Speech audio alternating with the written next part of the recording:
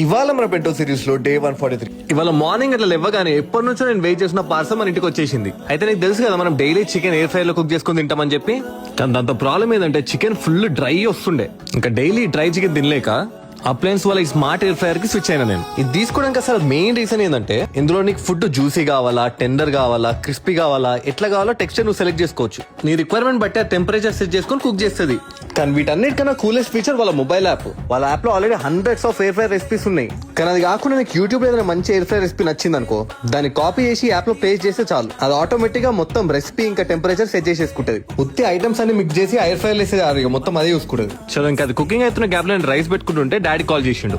ఇంకిద్దరం మా next month bike trip గురించి కొంచెం ప్లాన్ చేసి, డాడీకి ఏఐ ఇంకా టెక్ అంటే చాలా ఇంట్రెస్ట్. సో ఈ ఎయిర్ ఫ్రైర్ గురించి ఎక్స్ప్లెయిన్ చేస్తుంటే ఇంటూ కూర్చున్నాడు. చలో ఇంకా చూసి నా చికెన్ రెడీ అయిపోయింది. అసలు చికెన్ చూడు ఎంత సాఫ్ట్ వచ్చిందో.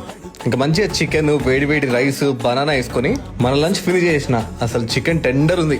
ఇంకా టీవీ చూస్తూ లంచ్ ఫినిష్ చేసి ఇంకా మన ఆఫీస్ వర్క్ చేయడం స్టార్ట్ చేసిన. ఇంకా ఈవినింగ్ దాకా పని చేసి ఘోరంగా కలిసిపోయినా. ఇంకా బాక్సింగ్ టైంకి రెడీ అయినా మన ఇంటి లోపలికి వెళ్తే మన డైట్ కోక్ మిర్రర్ సగం విరిగిపోయి కింద పడి ఉంది. అసలు అది ఎట్లా పడిందో ఏమో. ఇంక ఇప్పుడు సెట్ చేసిన వేస్ట్ గానీ కొత్తది వచ్చేదాకా అట్లా మేనేజ్ చేద్దాం.